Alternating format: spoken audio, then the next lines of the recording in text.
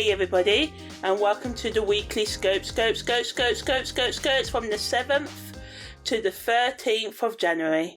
So on the 7th of January, the moon enters Scorpio and Mercury also enters Sagittarius today.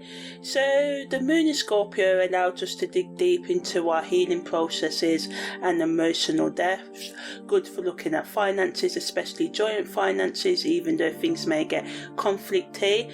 Also uncovering hidden truths, exploring life after death and serious stuff. Negatively, it can make us more jealous, obsessive, and lead to more power struggles in our relationship. And with Mercury entering Sagittarius as well, although it allows us to be more adventurous, seek knowledge and embrace new experiences, and bringing a sort of expansive and optimistic energy to our communication processes and also the way that we think as well.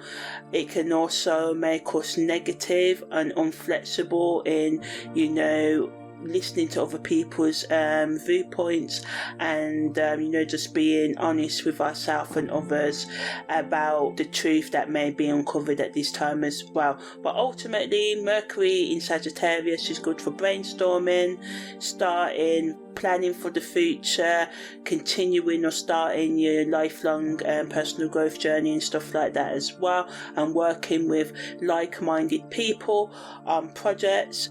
Also, just taking that time out to let go of emotional baggage if you are triggered right now as well.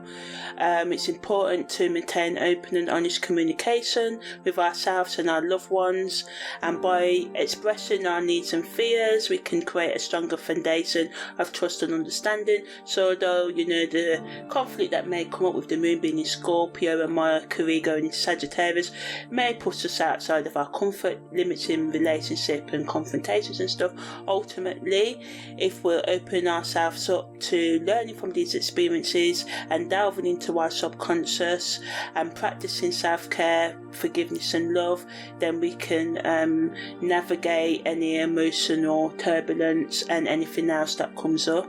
On the 8th of January, the moon enters its balsamic moon phase.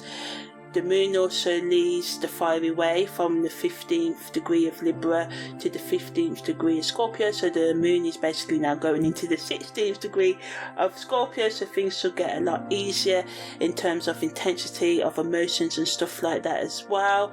And the moon also enters void of course, which happens a couple times a week. So the balsamic moon allows us to release old patterns and baggage that no longer serves us and work towards our higher purpose and create space for new opportunities. It can sort of be seen as a spiritual cleanse that allows us to shed old layers and make room for positive transformation, and just reminding us that we've all got layers and layers of psychological and emotional and spiritual pain, and sometimes physical pain and financial restrictions as well that we need to work through. And so the moon phases and the aspects rotate to allow us to do this and focus on different areas of our life. So the balsamic moon allows us to really tap into our emotional waters, practice patience and self-compassion, and let go of attachments to do with lack of nurturing we may receive from our lovers or from our parents or primary caregivers as we were children, and anything else to do with our emotions that are holding us back. When the moon leaves via combustion, it supports this growth and healing as well, and gives us that chance to learn from our past experiences and make conscious choices to align with our true selves and replenish our energy and restore our emotional and overall well-being, wanting us to seek more balance and harmony within our life, in our relationships, in ourselves, building our self-resilience, gaining a deeper understanding of ourselves, and just persevering through the challenges that will always come in life as well. So all of today's energies want us to let go of the past and gives us the courage and willingness to confront our fears as well. And it's not easy to let go of the habits and patterns that we've developed and now are our comfort zones, and especially if they're holding us back, sometimes be like, oh, they hurt us, so why do we do these things, why do we drink, why do we smoke? Well, it's our comfort zone, so it's going to take us time to get over them, so we have to be gentle with ourselves as we build this new self and make room for our authentic self to blossom, and a lot of us don't actually blossom into who we are. We blossom into who our parents expected us to be, or society tells us to be, and all the other things. So adulthood is really about shedding all the past and allowing ourselves to make the choice. As children in our past, other people may have chose and told us who we are, but as we get into adulthood, we get to choose who we are. So today's energies help us do that. When the moon's in void, of course, some astrologers say it's best to put off some things, especially important things, meetings and negotiations and stuff, but if we kept on doing that, then we never get anything done. But saying that, if you do feel like you need a time out, then it's ideal to do that while the moon's void, of course, right up until tomorrow, the 9th of January, when it goes into Sagittarius. So talking about the 9th of January, on the 9th of January, Mercury makes a square to Neptune, and the moon also enters Sagittarius, as I said. So this increases our intuition, creativity and spiritual awareness. Negatively, it can make us confuse and lie and cheat others and deceive and be deceived and lead to misunderstandings and a tendency to overthink and overdo it. So the best use of this energy of the moon in Sagittarius is to use it to allow us to think outside the box and explore different perspectives and cultures, but also allow other people to do so, and avoid taking on too much stuff. And also we can use Mercury square to Neptune to write more creatively, to meditate, to sing, to dance, do anything else that allows us to stay mentally sharp. So for some of you it'd be gaming, for others it'd be research, for others it'd be debating, for some of you it'd be switching up and just watching the TV, So explore our emotional landscape, expand our horizons and allow others to do so is the message of the 9th of January.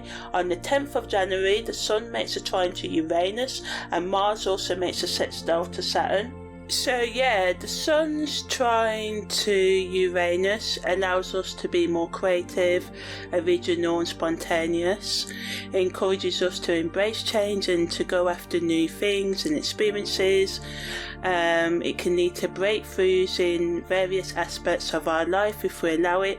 Negatively, it can make us more rebellious, people pulling pranks, just doing silly things to get attention and stuff like that, and just being erratic because they can't help it because of Uranus's unstable energy, and it is trining the Sun, so a lot of ego, a lot of originality and thinking outside and being outside the box. Non-conformist energy equals reckless behaviour. So try and find the balance between embracing change and being stable as well as respecting other people's boundaries. The Sun's trine to Uranus is really pushing us and supporting us to get out of our comfort zone, which is good because it's the new year and this is what we need to do if we want to reach our goals and objectives and stuff. So Mars' sextile to Saturn gives us the energy of discipline and being determined and responsible and bringing structure into our plans and making our dreams reality by taking practical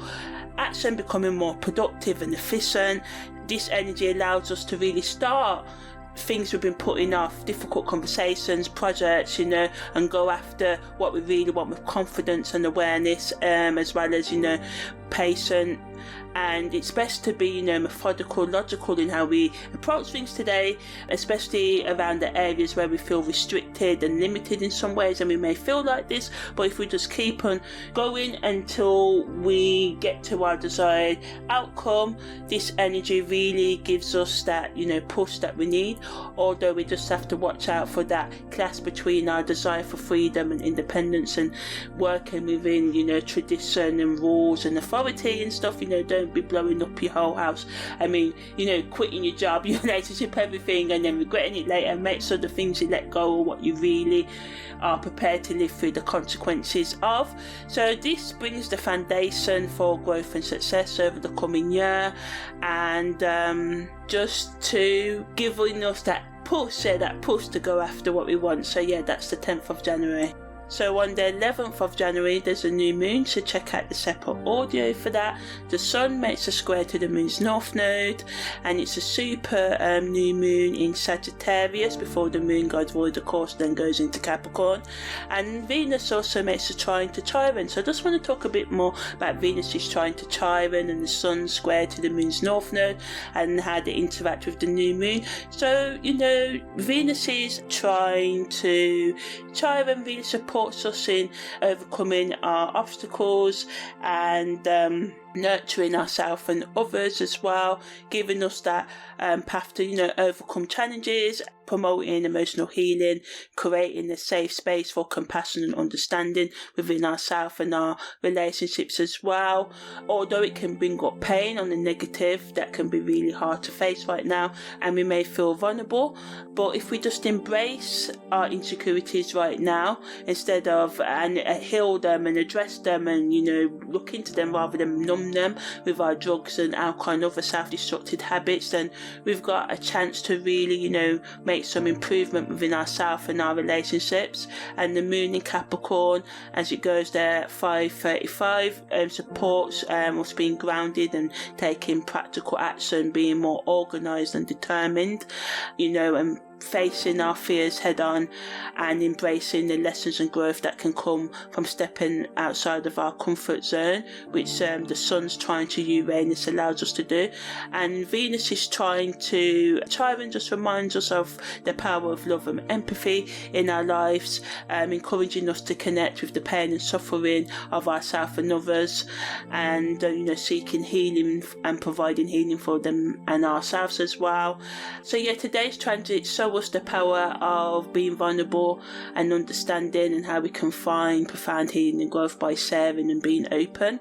So yeah, on the 12th of January, Mars is trying to Jupiter, mixes Mars's assertiveness with Jupiter's expansive energy, so it allows us to take bold action, can bring a sense of purpose to our life at the moment.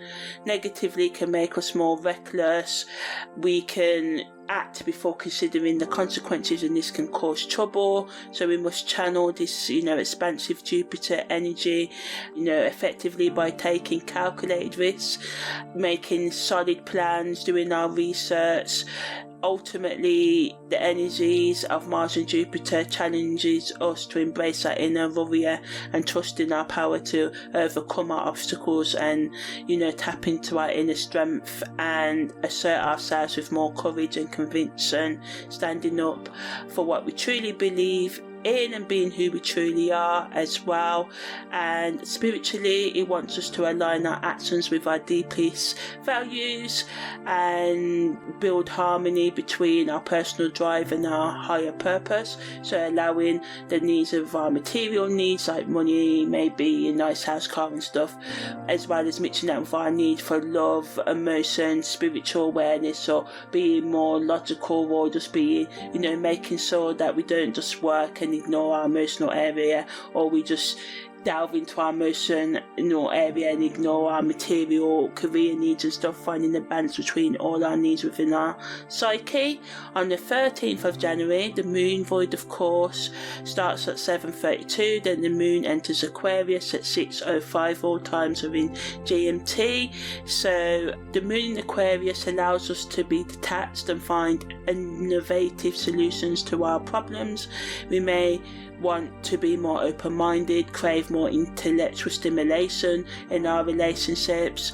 It allows us to be more giving, more empathetic, maybe join social activities kind of groups, or maybe join groups and organisations that mix with our technological beliefs, spiritual beliefs, or scientific beliefs and stuff like that as well. So this energy helps us to explore new ideas, connect with like-minded individuals, and to sort of like seek out a higher consciousness and connect with the collective energy of, you know, humanity of us all, seeking to mend bridges and understand different people's lifestyles and opinions, and knowing that people thinking differently than you doesn't have to threaten your sense of who you are, because that's your sense of who you are. So other people being who they are shouldn't interfere with who you are, and that can only come from within. Because if you feel so bothered about how someone else is, then you have to ask yourself, why is it? Is it because I may be jealous, or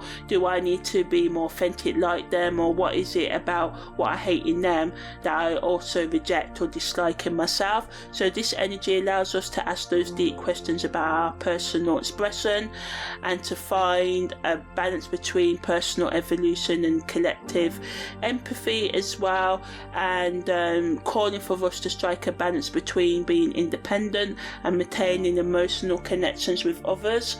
Also, just bear in mind, while being detached can be beneficial in certain situations, it can also be good to express empathy and compassion towards people in others. So just reminding us that we must always stay flexible in the way we go about our day-to-day life, especially when interacting with others. So yeah, that's the weekly scopes from the 7th to the 13th of January 2024. Take care and see you next time.